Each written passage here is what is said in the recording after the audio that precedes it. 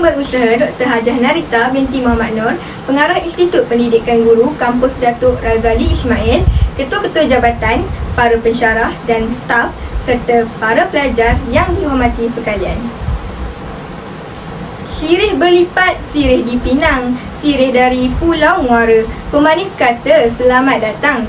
Awal bismillah, pembuka bicara. Assalamualaikum dan salam sejahtera saya ucapkan kepada penonton yang sudi mendengar ucapan saya pada hari ini. Sedar tak sedar, kita sudah pun berada dalam era globalisasi di mana kita sering dihujani dengan pelbagai cabaran demi cabaran yang datang bagaikan cendawan tumbuh selepas hujan.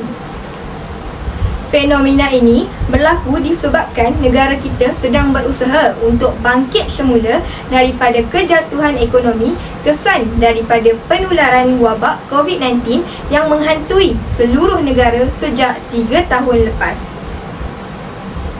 Ekoran daripada itu, ekonomi negara kita merupakan sektor besar yang terjejas dan kejatuhan mata wang negara kita telah menyeret kita dalam krisis kewangan yang saban hari semakin teruk.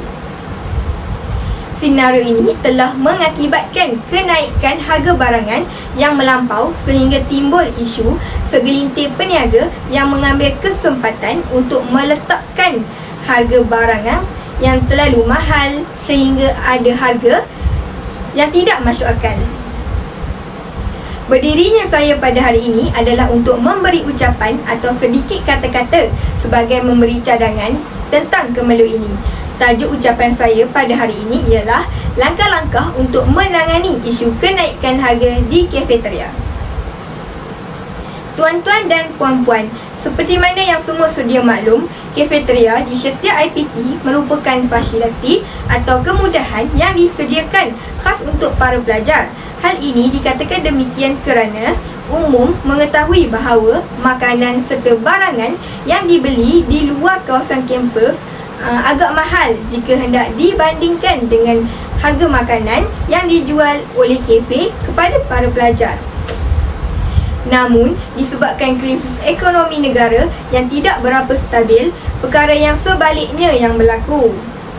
Harga makanan di kafe naik secara mendadak sehingga menjejaskan bajet para pelajar terutamanya golongan B40.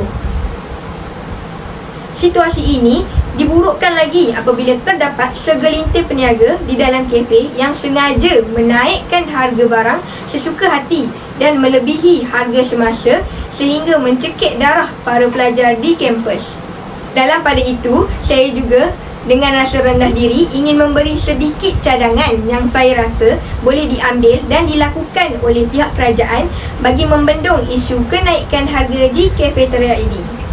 Antaranya, kerajaan perlulah mempelbagaikan lagi inisiatif-inisiatif yang dapat membantu para pelajar untuk mendapatkan makanan dengan harga yang berpatutan dan sesuai dengan keperluan mereka.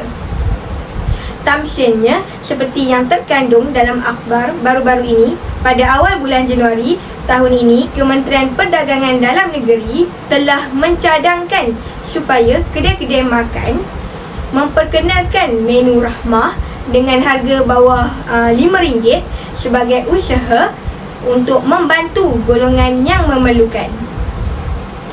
Pendekatan ini sedikit sebanyak dilihat dapat meringankan beban bagi golongan yang kurang bernasib baik seperti golongan B40.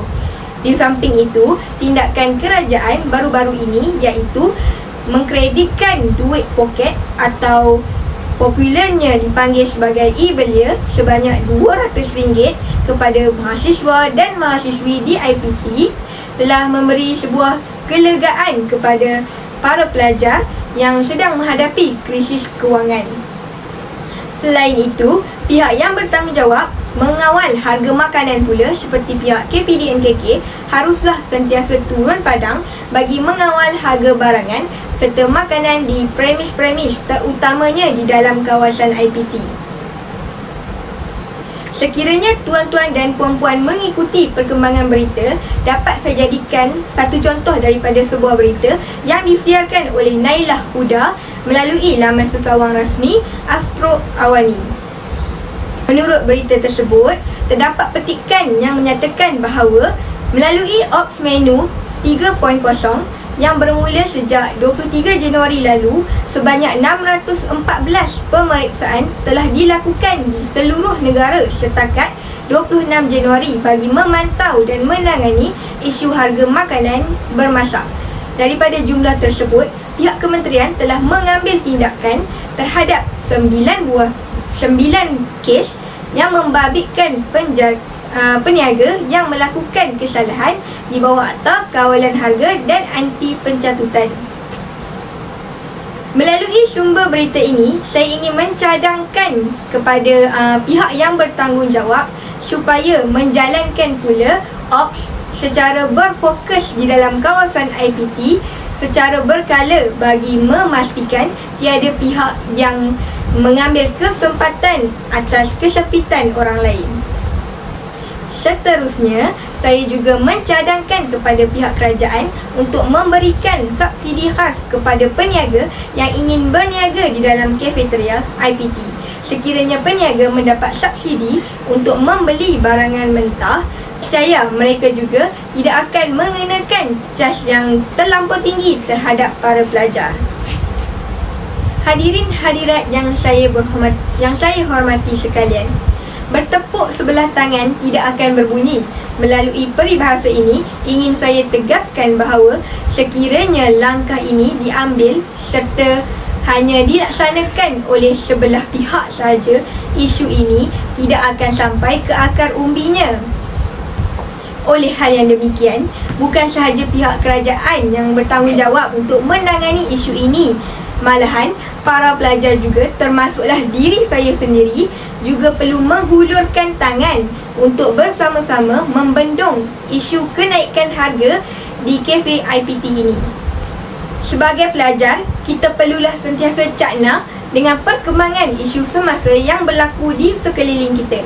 Tamsilnya, sekiranya kita dapati terdapat peniaga yang meletakkan harga makanan yang kurang sesuai ataupun mempunyai harga yang tidak munasabah, kita perlulah melaporkannya mengikut prosedur yang betul.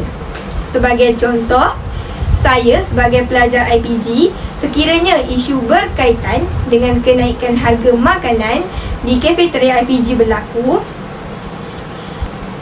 saya akan melaporkannya serta menunjukkan bukti yang kukuh kepada Jawatan Kuasa Perwakilan Pelajar iaitu JPP terlebih dahulu bagi memberi peluang kepada mereka untuk mengusulkannya ke pihak atasan. Bak kata orang, berani kerana benar, takut kerana salah.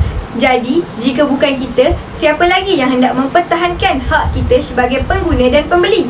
Hal ini kerana sebagai pelajar, kitalah yang acap kali datang dan makan di kafeteria dan kita jugalah yang merupakan insan yang terawal untuk menyedari perubahan harga makanan di kafeteria. Jadi, sekiranya kita mengambil langkah dengan melaporkannya ke pihak yang betul, nescaya isu ini dapat dikurangkan dan menjadi sebuah peringatan serta pengajaran terhadap peniaga yang sesuka hati menaikkan harga barangan atau harga makanan. Akhir kata, isu kenaikan harga barang di kafeteria IPT ini boleh menjadi serius dan berpanjangan sekiranya semua pihak memandang enteng terhadap masalah ini. Saya ingin menyeru serta mengharapkan agar cadangan saya di atas ini sedikit sebanyak dapatlah membantu meredakan kemelut ini. Saya sudahi ucapan saya dengan wabillahi taufiq wal hidayah. Wassalamualaikum warahmatullahi wabarakatuh.